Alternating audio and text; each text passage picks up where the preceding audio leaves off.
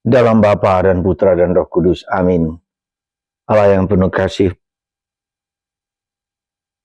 betapa putramu Yesus sangat mencintai seorang pendosa sekalipun, seberat apapun. Asalkan dia mau bersujud tunduk, memberikan waktu, tenaga, kesempatan memuliakan Tuhan. Seperti wanita dalam Injil hari ini. Berkat-Mu atas kami semua ya Bapa di hari ini. Amin. Para saudara, hari ini kita dihadapkan dengan seorang wanita pendosa terkenal di sebuah kota. Lalu dia sujud mencium kaki Yesus dengan air matanya dan menyeka dengan rambutnya. Membasahinya dengan minyak dan mengelapi dan mencium dan menangis di kaki Yesus. Saudara, secara logika rasional kita bisa mengerti dan memahami jiwa sang wanita ini. Tapi saya mau ajak Anda untuk sedikit melatih doa imajinasi. Doa imajinasi ini diajarkan oleh Santa Teresa dari Avila. Setiap kali dia berdoa, dia berusaha membayangkan Yesus yang berdialog dengan wanita di sumur Yakub. Terjadi dialog, terjadi komunikasi. Doa fantasi, doa imajinasi ini saya kira menjadi salah satu metode dalam doa kita supaya kita bisa merasakan belas kasih Allah yang besar. Kalau kita berdoa dengan kepala kita, kita bisa mengerti tentang wanita itu, kita bisa menjelaskan wanita itu. Tapi itu hanya menyentuh sebagian dari seluruh daya kita manusia, kemampuan otak, kemampuan rasio.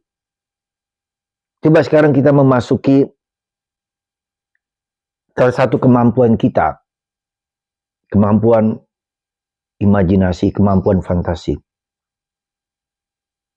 Coba Anda tutup mata sebentar dan bayangkanlah Yesus di rumah seorang Farisi.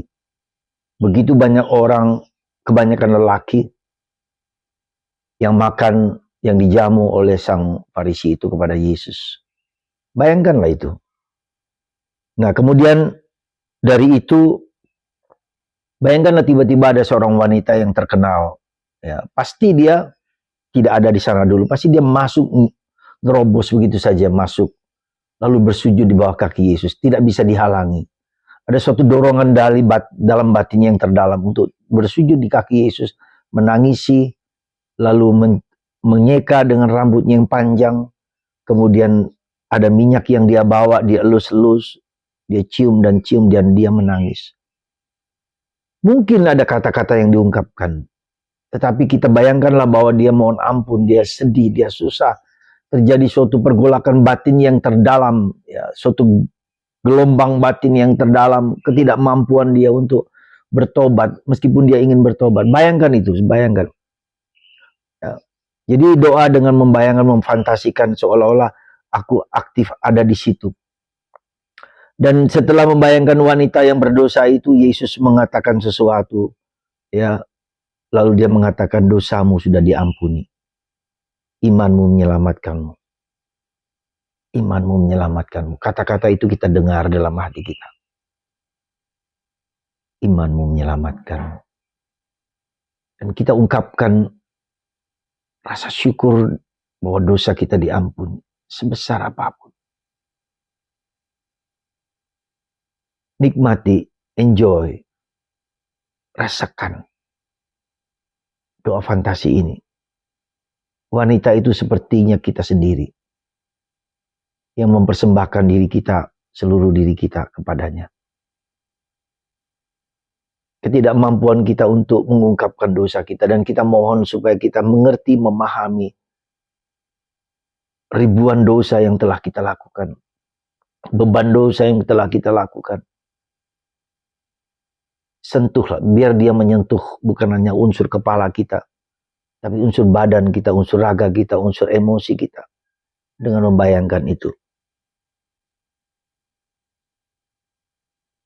biarkan unsur rasa dan roh kita bergerak. Kita mohon ampun. Mohon ampun. Supaya raga kita, badan kita tersentuh, terjamah oleh kasih Yesus.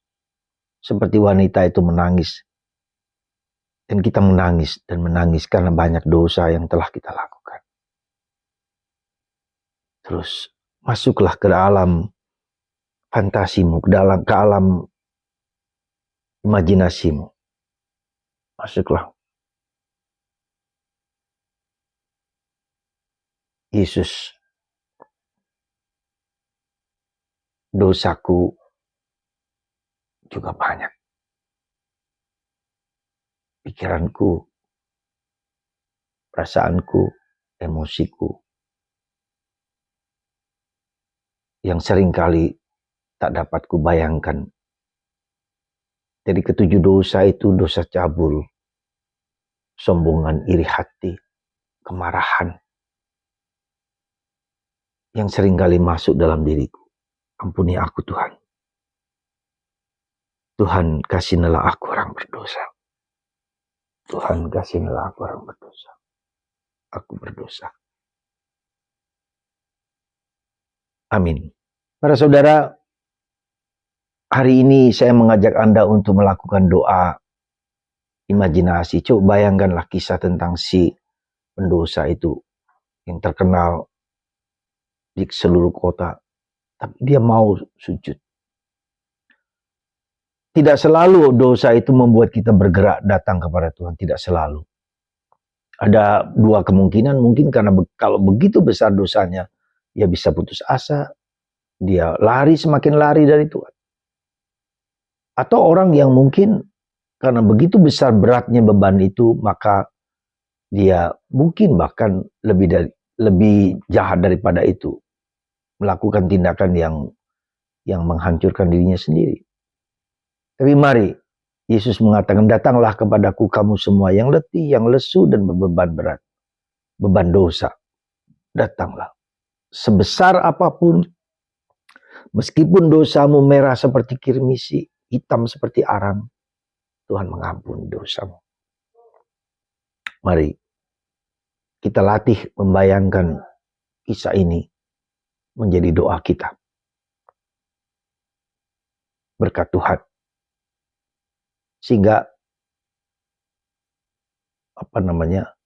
renungan ini tidak hanya renungan yang menyentuh kepala, yang menyentuh otak, tapi menyentuh badan, raga, emosi, perasaanku. Dosaku diampuni. Dosa Anda diampuni. Berkat Tuhan atas Anda semua. Bapa, Putra, dan Roh Kudus. Amin.